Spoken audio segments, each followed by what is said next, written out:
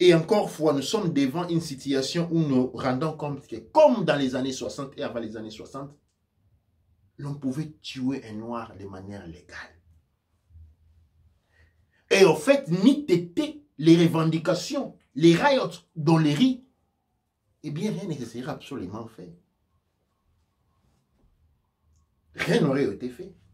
Personne n'aurait été investigué. Les policiers à la fin auraient obtenu une suspension de quelques semaines payées ou transférées dans un autre État. Il ne serait rien passé. C'est ça le point. Que nous avons dans ce monde une législature de la jurisprudence qui ne tutelle pas les Noirs. Il ne veut même pas en entendre parler. Au point où nous devons forcer à travers les manifestations pour obtenir un droit qui est donné à tout le monde. Aujourd'hui, même si quelqu'un tire votre chat, ça va au tribunal tout de suite. Aujourd'hui, si quelqu'un tamponne votre chien, ça va au tribunal tout de suite. Mais sur le plan international, encore des fatigues à trouver de la justice pour les mélanodèrmes. Ça, c'est la réflexion générique sur laquelle on sait. Parce qu'on sort dehors. Faire la manifestation, c'est vrai. Mais ce système des lois-là, cette jurisprudence-là, cette culture judiciaire, cette culture économique, cette culture sociale, comment pensez-vous nous allons résoudre les problèmes? Comment pensez-vous nous allons résoudre ces problèmes? Parce que c'est là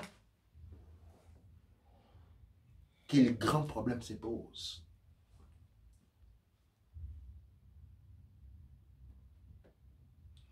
Notre monde est construit sur les racismes. Je répète, ce monde-ci est construit sur le racisme. Ce monde-ci est construit sur une discrimination dynamique, sincère et institutionnelle de l'homme noir. Soit-il sur le plan politique, soit-il sur le plan économique, soit-il sur le plan social, soit-il sur le domaine de la justice.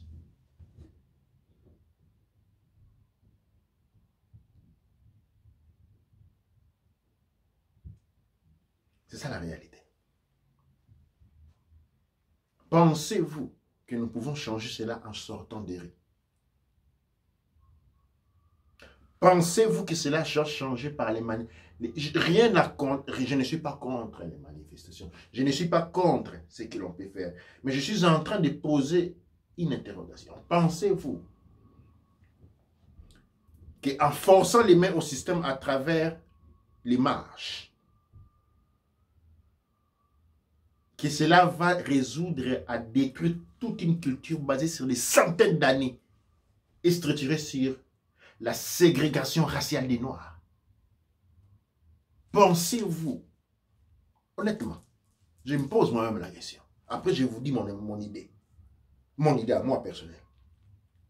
Mais je vous pose à vous la question. Pensez-vous, en mettant en fait les cités du monde, que cela va convaincre les systèmes politiques mondiaux à changer leur structure de fonctionnement basée sur des centaines, sinon des milliers d'années de discrimination? Vous savez, dans les années de Frederick Douglass, dans les tribunaux du Sud, il y a un procès qui a porté sur la question du lynching. Lynching, c'est le lynchage. La question était, nous sommes au XVIIIe siècle, si le lynchage devait devenir illégal. Aujourd'hui, le lynchage est quote-unquote illégal. Mais ce que les Noirs africains ont subi au nord de l'Afrique, comment vous appelez ça? Comment vous appelez ça? Ce que les Noirs ont subi en Chine, comment vous appelez ça? Ce n'est pas du lynchage.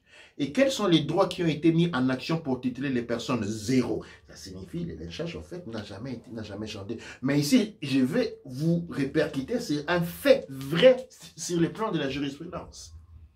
Parce que Michael Douglas, pardon, pas Michael Douglas, Frédéric Douglass voulait l'abolition du lynchage. Et au tribunal, je ne me souviens plus de quel État, mais dans le sud des États-Unis, la société civile constituée a porté son, disons, pas son verdict, c'est-à-dire il s'opposait à la fin de l'échange. Pourquoi? Eh bien, l'énoncé était la suivante. Le lynchage faisait partie de la culture noire, disons, de la culture blanche américaine. Ces gens-là avaient pratiqué le lynchage pendant des centaines d'années. Cela faisait partie de leur culture, comme aller à la pêche, ou faire de l'agriculture, ou peut-être aller à la danse les samedis soirs. Mais si vous leur interdisez du coup cela, et puis ils vont faire quoi? C'est leur droit. C'était un droit de lynchage. Nous ne sommes pas en train de parler d'une discussion dans le cours de la rue, nous sommes en train de parler sur les tribunaux. En fait, la défense dit que c'était un droit. Que c'était injuste de lui en priver. C'était injuste de faire rendre le lynchage illégal, c'était injuste. C'était en fait illégal. Parce que ça serait privé d'un peuple sa propre culture. C'est comme demander au Bas-Congo de ne plus danser. À la limite, c'était ça. Et quand on met les problèmes par Frédéric Douglass sur le plan du maltraitement, ils se sont défendus de cette manière, disant que l'esclavagiste aime son argent. La raison pour laquelle il fait l'esclavage, l'esclavagiste, ce n'est pas au fait pour s'amuser, c'est pour faire de l'argent. C'est-à-dire c'est quelqu'un qui aime beaucoup son argent, un esclavagiste, et ça c'est vrai. C'est quelqu'un qui aime l'argent parce que l'esclavagisme est un système économique qui a aujourd'hui changé de veste et s'appelle capitalisme. Mais l'interférence se place entre les Sud et le Nord du monde. Le même capitalisme aux États-Unis, à l'époque, au Nord des États-Unis, pratiquait non l'esclavagisme, pratiquait les préjudices. En fait, les Noirs n'obtenaient pas les mêmes salaires que les Blancs. Ils vivaient dans la pauvreté parce que ce qu'ils obtenaient comme salaire dans le capitalisme des États-Unis du Nord ne suffisait à peine pour, ne suffisait pas pour vivre au point où ils avaient besoin que l'État les aide dans tout. Aide pour la maison, aide pour les enfants, aide pour l'instruction, aide pour les maladies. Parce qu'ils travaillaient et c'était les gens qui travaillaient le plus. Les travaux les plus durs, nous savons, aux États-Unis, étaient réservés aux Noirs. Et les travaux les plus durs n'étaient pas payés. On donnait à la peine. C'était ça le capitalisme. Au Sud, il n'y avait rien. C'était les fouets et on appelait ça l'esclavagisme. Et donc, la défense de la partie civile constituée était la suivante. Vu que l'esclavagiste aime beaucoup son argent et qu'avec cet argent, il a acheté un esclave, en fait, il y avait un transfert de l'amour de l'argent à l'esclave. Comme il avait acheté l'esclave, comme l'esclavagiste avait acheté l'esclave avec l'argent qu'il aime tant, ça signifie aussi qu'il aime l'esclave. Et que comme quelqu'un qui aime son argent ne va sûrement pas les brûler, il ne va pas les jeter dans l'eau. Dire que l'on torturait les esclaves correspondrait à dire que l'esclavagiste qui aime beaucoup l'argent était en train de brûler son propre argent. Et comme ce n'était pas un homme insensé, on ne pouvait pas dire qu'il jetait son argent. Et par conséquent, les traitements qu'il faisait subir à ses esclaves ne constituaient pas du tout un maltraitement. Et la société civile avait gagné. La société civile avait gagné.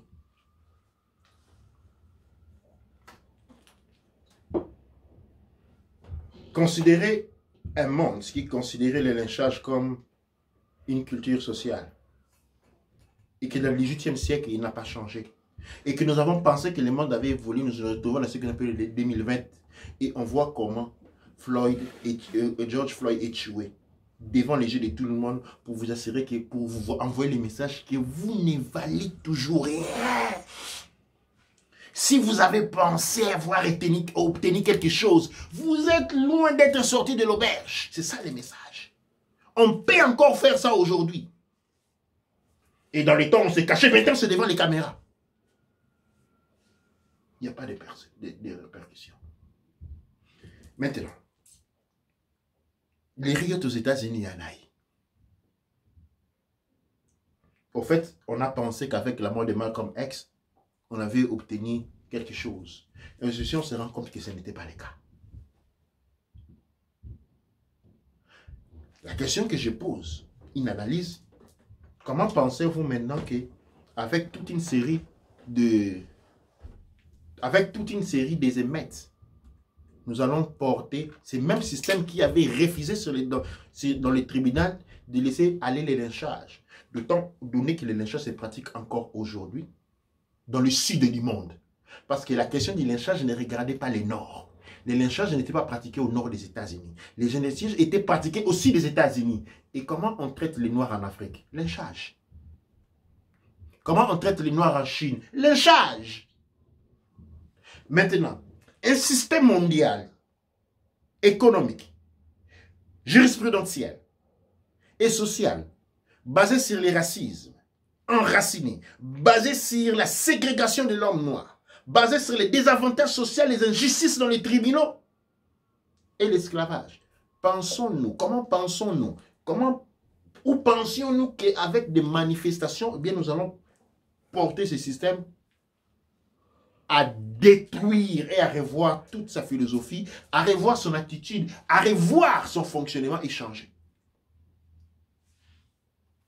Maintenant, ici, je vais vous donner mon idée. Nous allons maintenant nous rendre compte que Malcolm X, qui lui est un descendant de Marcus Garvey, avait totalement raison. La séparation. La séparation, non parce que nous ne voulions plus les autres, parce que nous devons prouver aux autres que nous sommes des êtres humains.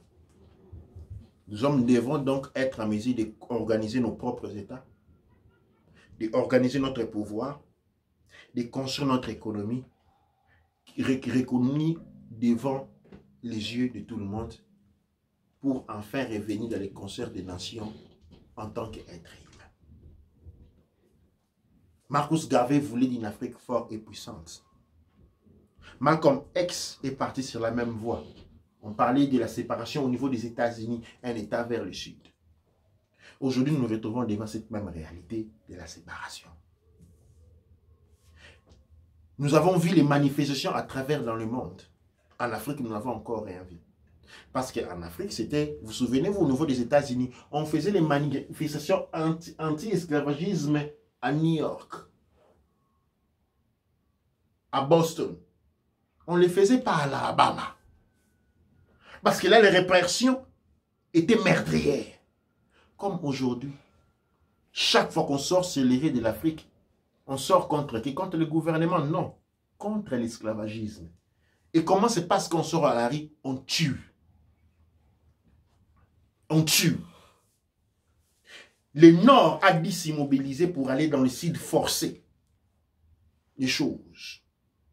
Et la première fois que le Nord s'est rendu compte qu'il y avait un problème, c'est quand les Ku Klux Klan avaient tué 3 Blancs. Aussi longtemps qu'on avait tué les Noirs, il n'y avait pas un problème. Quand on a tué 3 Blancs, c'était devenu un problème. On a dit, mais oui, qu'est-ce qui se passe dans cette nation?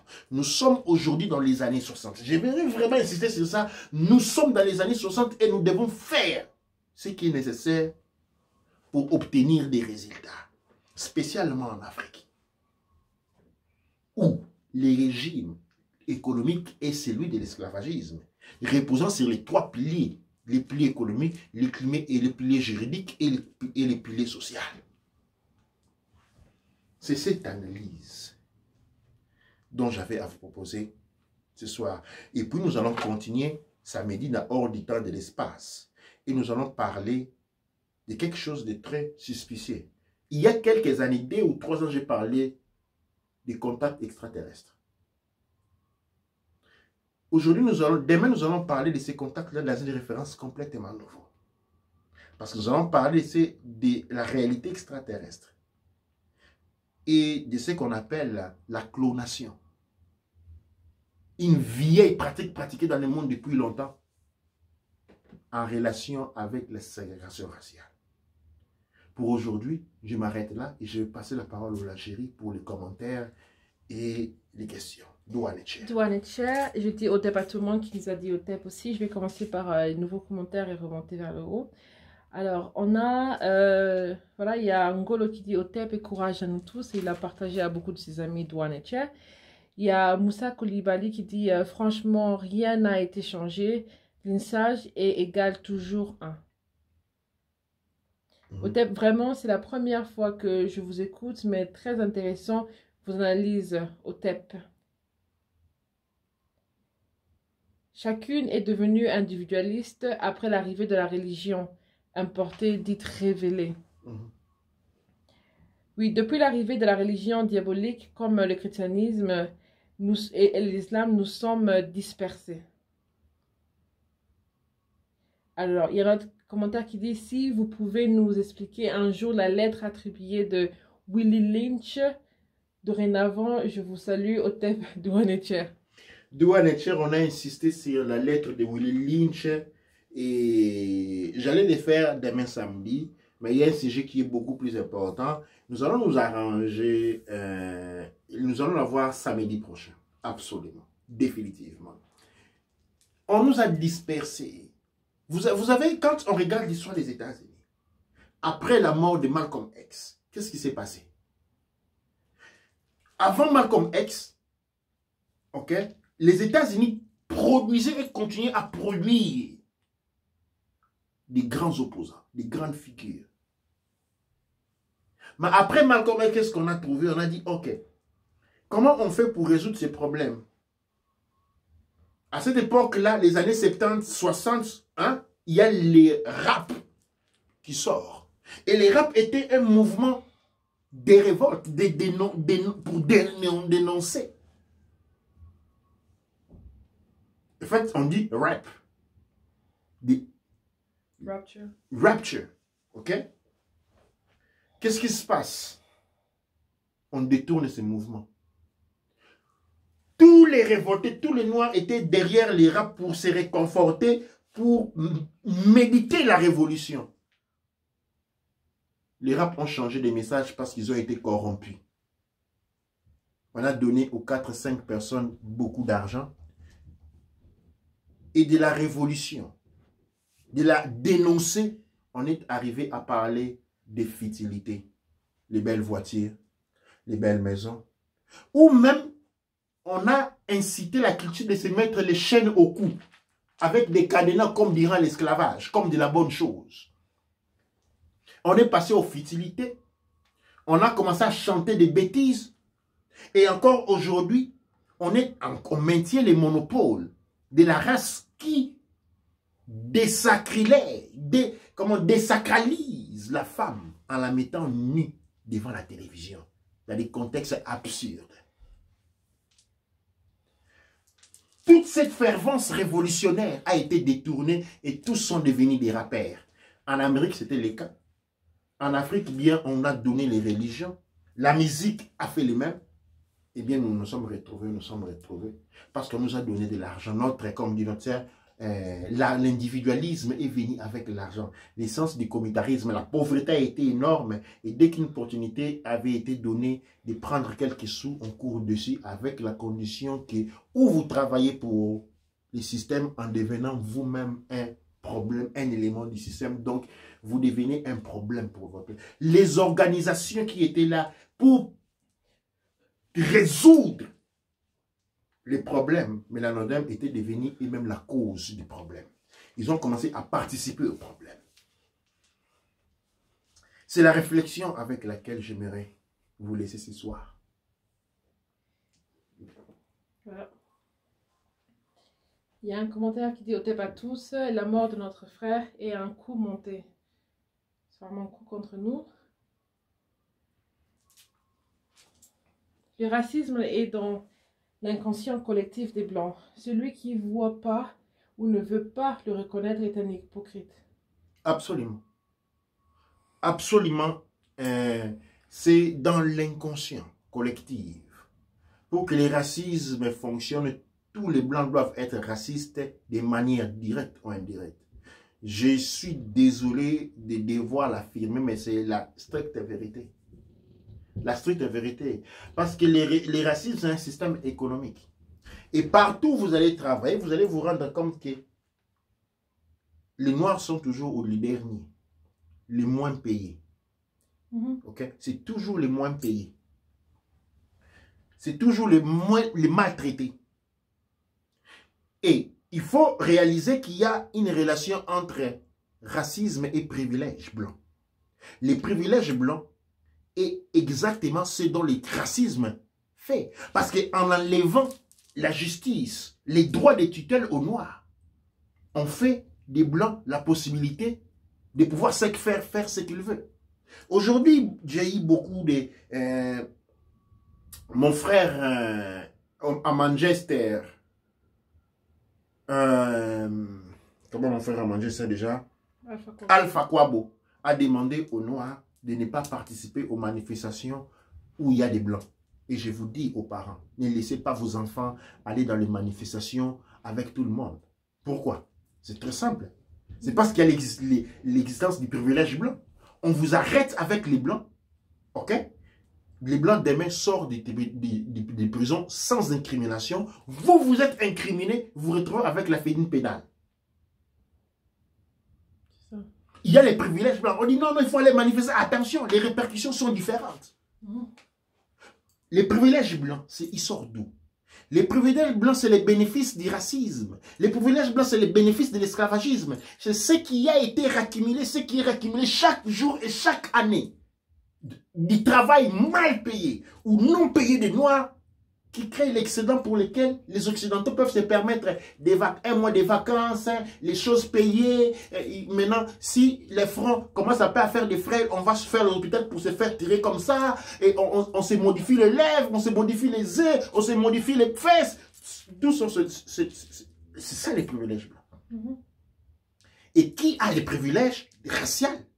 Les privilèges n'est pas créé comme ça, comme l'argent dans les banques. Les privilèges viennent du travail des Noirs et donc participent de manière indirecte à l'esclavagisme. Pour que l'esclavagisme puisse exister, il faut que tous les Blancs soient racistes. De manière directe et indirecte. Attention, comme dit le professeur Umar Johnson, ce n'est pas aller enseigner en Afrique, les gens à lire, à écrire, qui fait d'une personne un non-raciste, non. Un non-raciste, c'est celui qui combat activement à la fin du privilège blanc.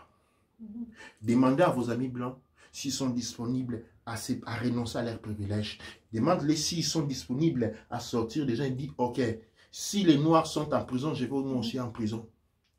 Si les Noirs mangent par terre, moi aussi je vais manger par terre. Les conditions qu'on donne aux Noirs, c'est les conditions qu'on doit nous accorder nous aussi. Où nous sommes tous traités de la même manière, il n'y a pas de différence. C'est-à-dire, si moi, je dois être mieux payé, je veux aussi le même salaire pour les Noirs. Parce que si les Noirs ne tiennent pas ce salaire-là, eh bien, moi aussi, je vais obtenir le même salaire que les Noirs. Il y a une actrice particulièrement de Hollywood qui, quand elle a réalisé qu'ils ont fait un film avec une autre actrice noire, et directement, elle a réalisé que l'autre actrice était moins payée, elle a partagé son salaire avec l'autre actrice. Oui. Au moins pour ce travail-là, on peut dire, pour cette action-là. Oui, l'action. Mais le problème, c'est là, c'est qu'elle a partagé son salaire. Ce n'est pas qu'elle a renoncé à son droit de salaire du niveau du pays. Non, non, non, non, non, non, non, non. Tu me payes exactement comme lui. C'est différent la chose. C'est parce que c'est là, le racisme est très subtil.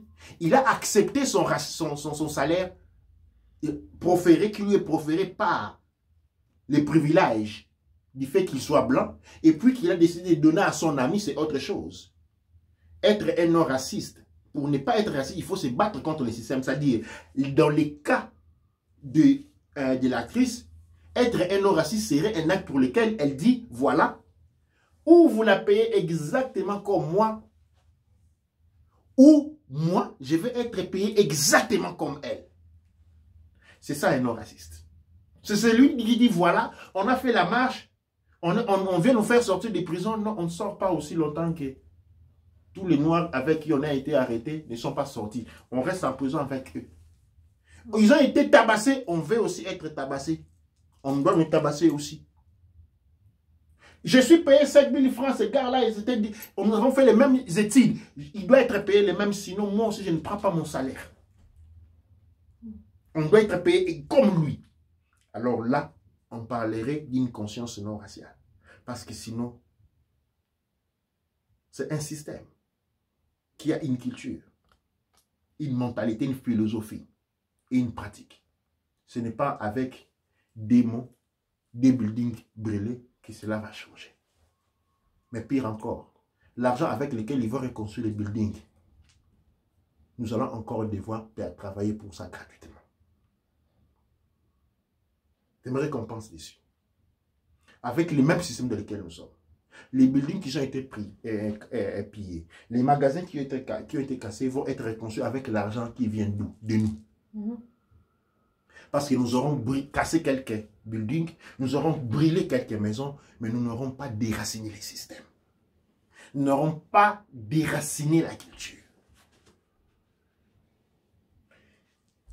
C'est avec ces points.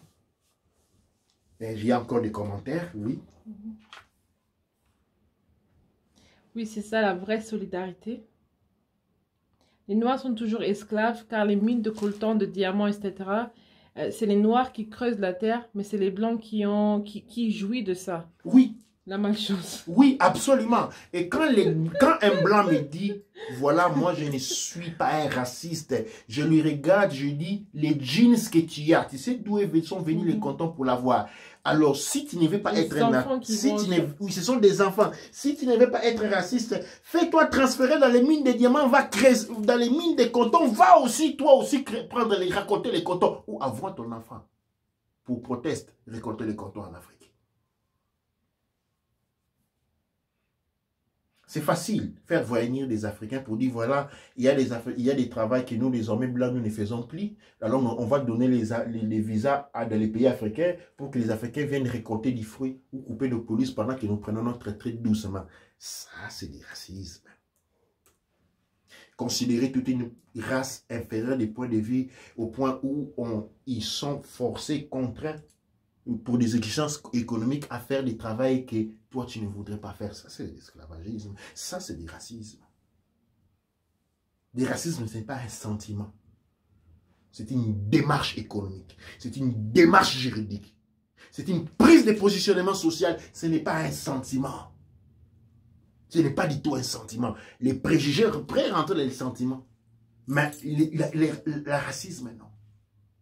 Et donc ceux qui veillent s'élever contre les racismes, ils doivent renoncer à leurs privilèges blancs. Demandez à vos gouvernements de vous traiter exactement comme sont traités les Noirs dans les pays dans lesquels vous habitez. Et là, nous avons commencé à faire un discours. Sinon, on est en train de parler de n'importe quoi. Si tu n'es pas raciste, va manifester devant Total, Arriva, qu'ils arrêtent d'exploiter nos sous-sols. Absolument. Absolument. Levez-vous tous de la France blanche. Allez demander la fin de l'exploitation des ressources africaines. Et même au Brésil, apparemment, il y a des compagnies, Nestlé achète toute une rivière. Oui. Au Brésil, Nestlé a touché toute une rivière. Mais Nestlé, c'est une société hollandaise. Cela fait de tous les Hollandais des racistes, à moins que vous élevez contre ça. Parce que parler, c'est facile. Ah non, moi, je ne suis pas un raciste parce que je suis marié à une femme noire. Mais attention, les maîtres d'esclaves, c'était ceux qui épousaient les femmes noires. L'effet d'avoir un ami noir, l'effet d'avoir une femme noire ne fait pas de vous des non-esclaves. Souvenez-vous. Les maîtres d'esclaves, c'est ceux qui avaient des femmes noires. Parce que l'esclavage, c'est économique. Ce n'est pas un sentiment. Tout à fait. Marcher avec l'oppresseur, c'est ridicule. Et maman, regarde, je vais parler maintenant, maman, qui vous avez fait grandir vos enfants en Europe comme des petits blancs. Savez-vous que la femme noire constitue les 2/5 de la population mondiale? Et vous, maman, qui vous célébrez parce que vos enfants sortent avec des petites filles blanches. Et quand vous allez subir les effets du racisme, c'est encore vers nous que vous allez venir pour trouver des réconforts. Remettez-vous en forme. C'est quoi cette histoire? Si vous n'êtes pas raciste, demandez aux armées occidentales de quitter chez nous avec vos bases militaires et que vos militaires payent pour les viols des enfants en Centrafrique. Oui, ça. Maintenant, au lieu de Floyd, non, attention. Floyd, c'est un autre problème. C'est notre problème, les Noirs. Les esclavagistes faisaient des enfants avec leurs esclaves. Ouais. Oui. George Floyd, ça, c'est notre funérail. Nous sommes en train de faire les comptes avec la réalité que l'esclavagisme n'a pas fini. Vous faites les comptes avec ces comptes-là et demandez à vos gouvernements, faites des marches au lieu d'aller sortir là-bas pour Floyd. Faites les marches pour demander à la France de sortir toute son armée de l'Afrique. Faites des marches pour demander à la Belgique de sortir son armée de l'Afrique. Faites des marches pour demander aux États-Unis de retirer son armée de l'Afrique et de récompenser. Je ne parle pas pour les tueries faites dans les 14e siècle et 15e siècle. Je parle pour des viols d'enfants perpétués à normes des lois. Parce que quand on viole une fille noire, c'est légalisé. Quand on viole une fille noire, c'est légalisé. Faites des marches pour ça. Sortez dehors pour ça. Parlez pour ça. Ne venez pas crier Floyd, Floyd, Floyd, parce que vous nous en foutez absolument rien. Laissez-moi vous le dire. Ça, vous ne vous en foutez absolument rien. Et ce n'est pas ça, la démarche. Ça, c'est de l'hypocrisie. En continuant avec le thème de Mimi Sepo, si vous n'êtes pas raciste, demandez à vos gouvernements d'arrêter les gens qui partent faire des vacances sexuelles avec les enfants en Afrique, aux Philippines, au Brésil et partout. Exactement. Exactement. Ça, à ce moment, nous allons commencer que vous n'êtes pas des racistes. Ou vous avez commencé à faire un processus des racismes, ça me quelque chose. Du déracisme en vous. Mais ne venez pas crier avec vos privilèges sortant dans la rue comme ça. Les policiers vont venir, moi, ils vont me remplir des coups. Et vous, on va vous prendre avec beaucoup de gentillesse. Arriver à la police, on vous fait signer un papier, vous rentrez à la maison. Et moi, je suis incriminé pour je ne sais pas moi quel crime. Pour toute la vie. Pour toute la vie. Non, ça, non. Ça, c'est du non-sens. Ça, c'est du non-sens. Probablement, vous voulez montrer que vous voulez montrer votre appui au point noir, au peuple noir. Vous voulez montrer votre sympathie au peuple noir. Eh bien, marchez contre vos gouvernements, vos institutions pour la fin du maltraitement en Afrique, pour la fin de l'injustice en Afrique, pour la fin des viols des jeunes filles, des petits enfants en Afrique, pour la fin de l'occupation militaire de l'Afrique. N'attendez pas qu'un Africain meure pour venir manifester avec nous. Ça, c'est notre idée à nous. Vous aurez dit manifester avant. Pourquoi? Parce que vous ne le savez pas. OK? Maintenant, vous le savez. Demain, changer de motifs des revendications. Demain, changer les motifs des revendications. D'autres commentaires. Le racisme est une vertu chez les locodermes. Tout à fait. Le métissage est un génocide par voie de dilution des jeunes. Le métissage, c'est l'avenir des êtres déchus. Dans le métissage, tu casses ta lignée biologique, ancestrale et généalogique et tu perds ta descendance. Tu participes à la prospérité des privilèges blancs. Douanature. Demain, nous affronterons la question du métissage sur un angle complètement nouveau. Et je vous prie d'être là parce que ça va bouger. Demain, ça va bouger. Je ne vais pas lancer les choses, mais je vais quand même lancer un point. Le métissage est une arme. L'Occidental est engagé dans un mécanisme l'expression en anglais est plus touchant, on dit weaponizing. C'est-à-dire, weaponizing, ça signifie un processus à travers lequel on transforme toute chose en une arme, capable de tuer les autres. On prend la nourriture, on en fait une arme capable d'empoisonner les gens. On prend l'eau rivière, on la contamine de manière à ce que les poissons meurent. Les gens meurent en mangeant les poissons. On prend de la nourriture, on introduit du plastique, et le métissage a été une arme programmée. Nous en parlerons demain. J'espère qu'aujourd'hui, nous sommes arrivés à la fin. Je vous remercie pour la participation. Et je vous promets, nous allons faire ce qu'il faut pour que peut-être demain, nous allons laisser un téléphone ouvert. Okay. Nous allons faire les efforts. Nous n'allons pas comment nous allons faire ça. Nous sommes limités. J'ai toujours dit, nous sommes limités en matériel ici. Nous n'avons que 3 téléphones sur lesquels nous sommes en train de tout coordonner. Mais demain, nous allons essayer de mettre un téléphone ouvert de manière à ce qu'elle puisse intervenir aussi, on puisse aussi appeler au numéro. Donc, soyez préparés. Demain, quand nous allons commencer, nous allons un numéro. Aussi, vendredi prochain, dans les Raoult et Tepou, qui est une session spéciale, nous allons laisser 15 minutes. 15 minutes et nous allons prendre 4 appels. 4 appels pour chaque vendredi où les personnes pourront intervenir directement les Raoult et Tepou. Pour ce soir, j'aimerais vous remercier d'avoir été avec nous. Parce que nos ancêtres disent, là où nous sommes 2 ou 3. Le dernier commentaire, c'était par rapport à la sauge et le nettoyement de... Oui, les sauges. Et il y a une expérience que j'ai faite dernièrement ici. Vous savez, dans Alafia-Et, nous faisons beaucoup de traitements spirituels pour des problèmes de plusieurs sortes. Et hier, j'étais dans la maison, à un moment donné, j'ai senti un odeur très fort. Un odeur, vous voyez les chiens, quand le chien est mouillé, ça sent mauvais. Quand un chien sale est mouillé, il sent très mauvais. J'avais cette odeur de chien mouillé dans la maison. Je me suis dit, peut-être le tapis est devenu sale, il sent mauvais. Je me suis abaissé pour sentir l'odeur du tapis. Le tapis, il est peut-être un peu vieux, mais il ne sentait pas mauvais. Je me suis dit, c'est peut-être les chaises qui sentent aussi mauvais. J'ai mis mon nez sur les chaises, il n'y avait rien. Je me suis dit, peut-être c'est les rideaux. J'ai fait au rideau. Les rideaux ne sentent pas mauvais. Mais quand j'ai fait, je sens cette odeur-là. J'ai rien fait. On est sorti. J'ai ouvert les fenêtres. Quand on est rentré les soirs, c'était encore pire. J'ai dit, non, il y a quelque chose qui ne va pas. J'ai pris les sauges, on a allumé les sauges, on a pris l'encens. On a mis l'encens dans toute la maison. On a ouvert les fenêtres. On a chanté un peu au nom des ancêtres. Et après, c'était fini. On a fermé les fenêtres. Quand l'odeur de l'encens du sauge est partie, cette odeur était finie.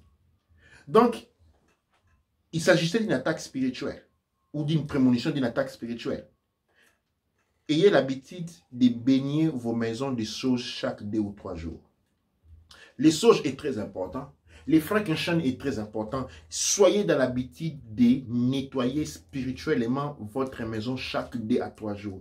Et le nettoyage spirituel, ça peut se faire avec le sauge ou avec d'autres encens aussi. C'est une recommandation importante, spécialement dans cette période. Ceci dit, je vous remercie pour votre participation. Je vous remercie pour vos commentaires. Je vous remercie pour votre patience. Et je vous remercie pour être là. Parce que moi, je suis fier d'être un noir. Et je suis fier d'être un Africain. Ma foi, c'est en Afrique. Ma foi, c'est en vous. Ma foi, c'est nos ancêtres. Être un Africain, c'est la voie à foi en Afrique. C'est quoi la foi en Afrique? C'est-à-dire quand je me dis quelle est la place la plus belle, la place la plus belle du monde, je ferme les yeux, je vois l'Afrique. Quelle est la maison la plus belle du monde? Je ferme mes yeux, je vois la maison qui est en Afrique. Vous devez avoir l'Afrique au centre de vos pensées. Vous devez croire en Afrique. Je sais que beaucoup de vous, ces discours, ces nouveaux, vous n'avez jamais pensé. Votre foi en Afrique est déterminante. Parce que souvent, qu'est-ce qu'on fait? On croit en l'Europe. Et on rend l'Europe puissante.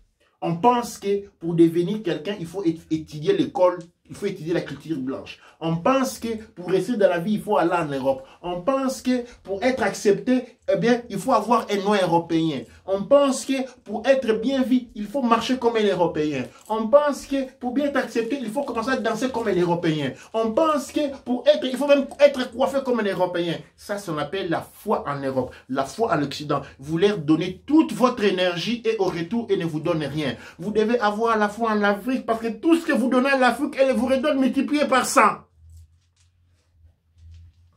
Il faut avoir la foi en vos ancêtres parce que tout ce que vous donnez à vos ancêtres, ils vous redonnent multiplié par 1000. La foi en l'homme blanc, la foi en l'Occident vous déprive de tout. Et à la fin, vous êtes maltraité, vous êtes insulté. On vous regarde comme quelque chose de répugnant. On ne veut même pas être à côté de vous. On ne veut même pas s'asseoir à côté de vous. Vous n'êtes là que pour être utilisé. Quand on a pris ce qu'on voulait prendre de vous, vous êtes comme des préservatifs. Vous savez, personne ne met une préservatif qu'il a utilisé de la poche. Dès qu'on a utilisé un préservatif, on les jette. On ne veut même pas les toucher. On va prendre quelque chose pour les toucher. Parce qu'on a oublié l'utilisation qu'on y avait. C'est comme ça qu'on est traité. Donnons notre foi en Afrique. Donnez notre amour en Afrique. Croyons en nous. Croyons en nos ancêtres.